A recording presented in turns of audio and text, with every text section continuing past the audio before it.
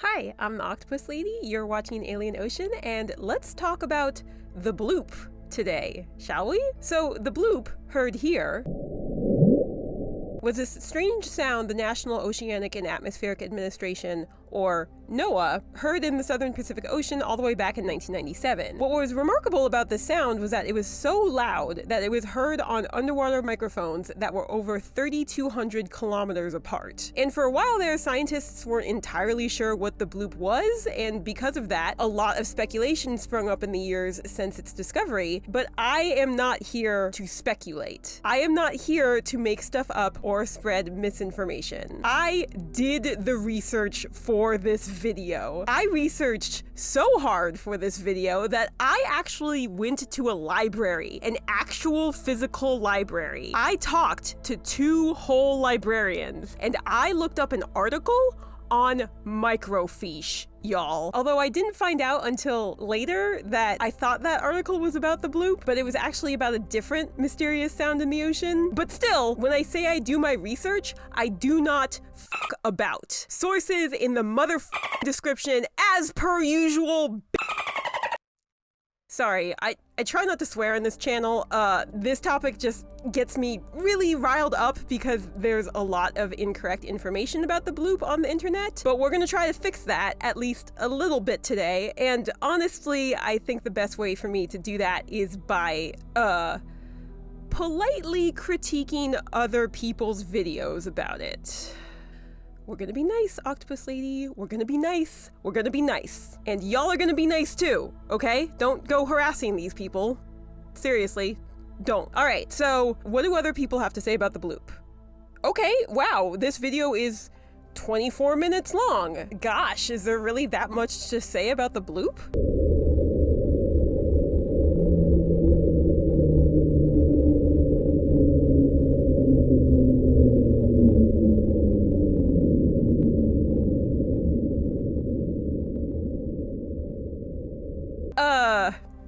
You want to hear something funny? That sound he just played? That's not the bloop. That's the slowdown. Another sound heard in the ocean that was a bit of a mystery for a while there. So this video is off to an interesting start. The bloop was recorded on hydrophones in the Pacific in 1997.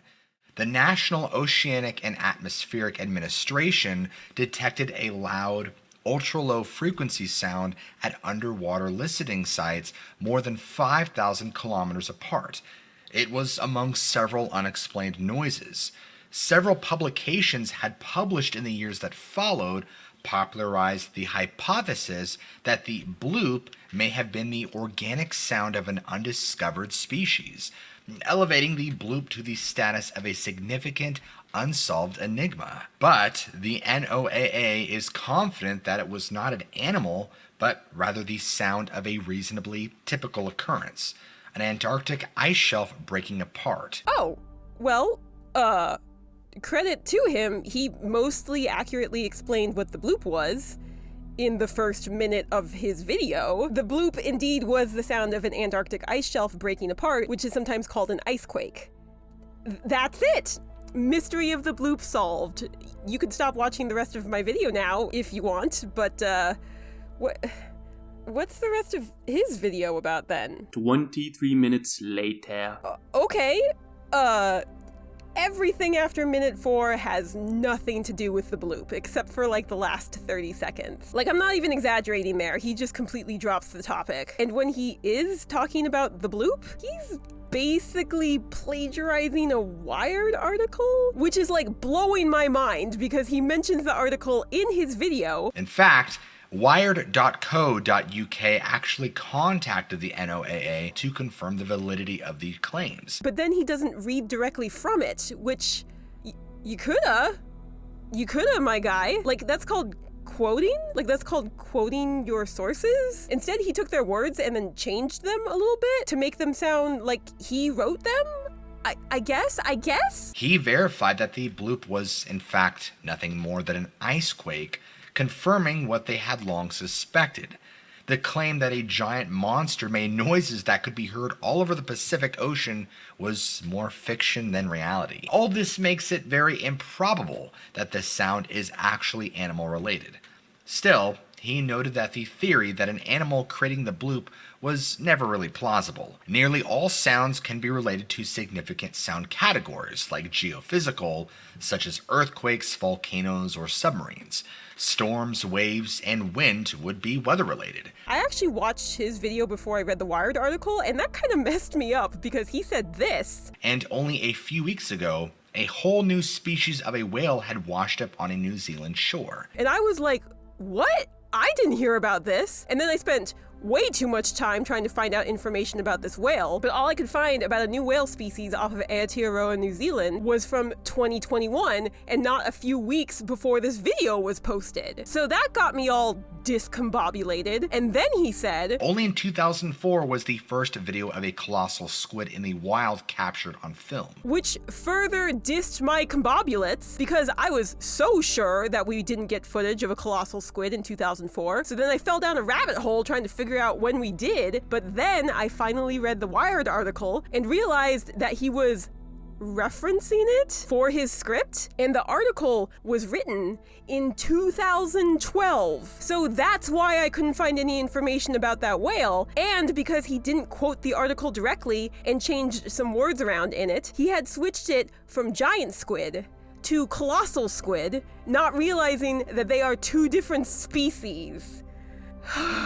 God, my guy, you could have just quoted it. I wasted so much time, and honestly, you did too. You could have just quoted the article, then you wouldn't have had to go digging through a thesaurus to write your script. Am I being mean? I feel like I'm being a little bit mean. Anyway, what about this one? Short, sweet, and to the point, right?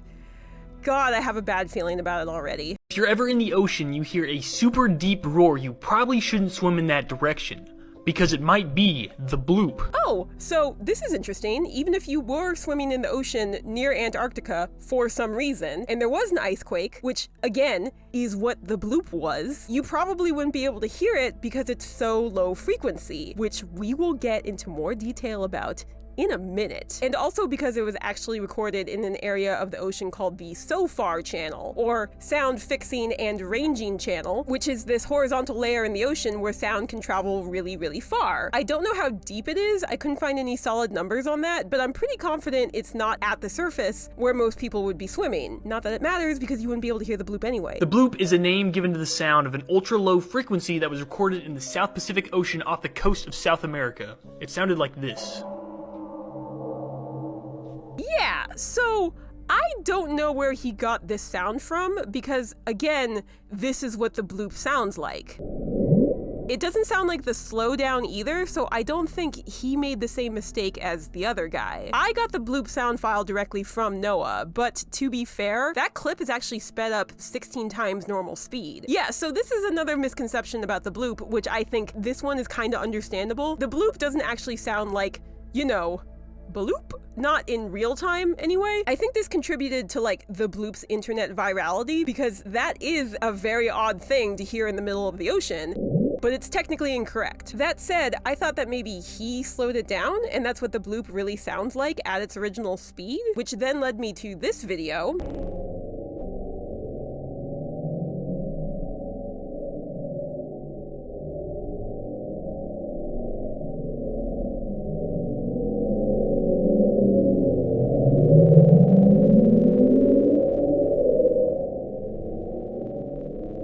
But TBH, I'm kind of inherently suspect of any video on YouTube about the bloop, so I wanted to see if I could reproduce this sound. I didn't know the best way to do that, so I posted in the r/audio engineering subreddit asking for help, where I was given very helpful instructions explaining how to hear the bloop at its original speed, and after following them, this is what I heard.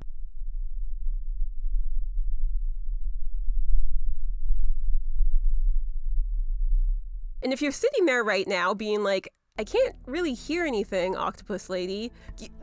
Yeah, you shouldn't, because the frequency is now so low that it can barely be heard by human ears. So, like, how is there sound coming out of this video? Other commenters on my post said that a time shift algorithm might have been applied to the clip, which would maintain the speed of the clip, but adjust the pitch. Or in other words, what this person might have done, I don't know, was they slowed the clip down to its original speed, but then applied an effect to it that upped the pitch, putting it at a frequency that is now audible to the human ear, which, if true, means that while this is technically being played at normal speed, we are not hearing the bloop at what it should sound like at normal speed, which is a little bit...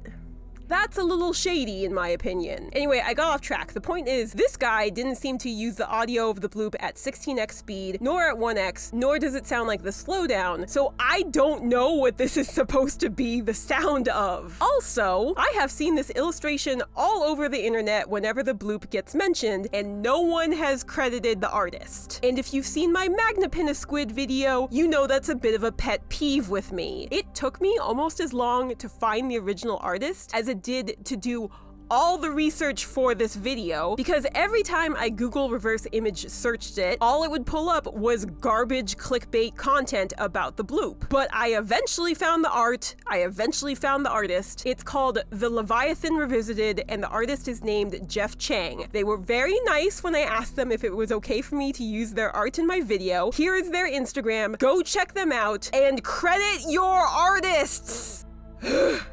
Anyway. Early speculations was that the sound was from a very large, undiscovered marine mammal due to its deepness. Okay, so yes, there was some speculation that the bloop might have come from an animal, but the way I've heard it talked about, I feel like a lot of people think that this was like a serious hypothesis about the bloop in the scientific community, when it was not. It seems like this idea came from the, at the time, head of NOAA, Christopher Fox, in an interview with Science magazine that said, and I quote, because that's a thing you can do, Fox's hunch is that the sound nicknamed bloop is the most likely to come from some sort of animal because its signature is a rapid variation in frequency similar to that of sounds known to be made by marine beasts. The writer of this article then went on to ask another marine biologist about it, and again, I quote, Phil Lobel, a marine biologist at Boston University, agrees that bloop is likely to be biological in origin. And that's all I could find about early speculations about the bloop being from a living organism. It was a couple scientists just offhandedly throwing out ideas during an interview for a magazine, and it sounds like they didn't even listen to the bloop at normal speed. They heard the sped up version. None of this speculation was based on any real facts. But in 2012, although they didn't know for sure, scientists decided it was more likely a giant iceberg that was cracking and breaking away from Antarctica. They were sure.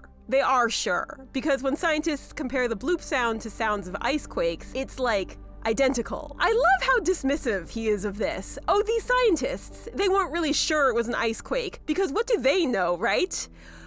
What could they possibly know?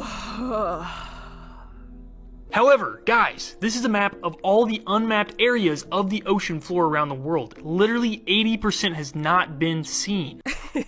I mean, it's not completely unmapped, because you have a map of it, my guy. I'm sorry, I'm being mean. I get what he's trying to say, but also, he stole this map from a cartographer and didn't credit him. Or like, he kinda did, but I don't think that was intentional. So, this map was done by Andrew Douglas Clifford. Looks like he also goes by the name the Map Kiwi. Here's his website and some socials. See?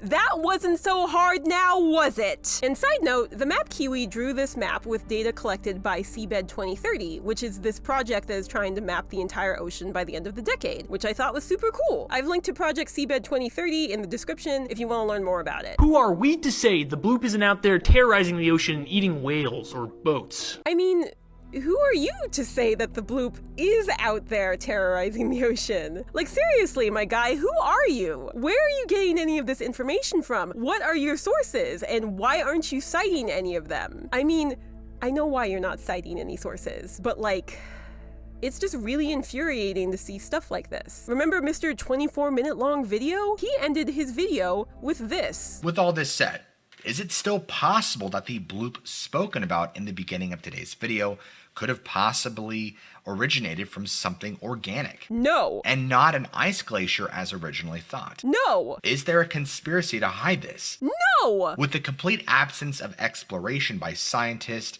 Could there really be a behemoth of a sea monster dwelling deep below the waters of the ocean? No! No, no, no, no, no, no, no. It was an ice quake. That's all it was. And I know I'm picking on these two guys, but they're not alone. There are plenty of other videos that did the exact same thing. They pretty accurately present information about the bloop, but then conclude their videos saying stuff that completely undermines everything they said earlier. Spreading disinformation like this can be really damaging. It seems small, but if people hear enough small things, it's like death by 1,000 cuts. Their trust in science gets chipped away, little by little, until it gets to a point where people are so distrustful of scientists that they refuse to get vaccinated and don't wear masks during a global pandemic. I can't tell you how many times I've had people immediately disregard what I've said the second I tell them that what I'm saying is based in science. They think that I'm lying to them about the bloop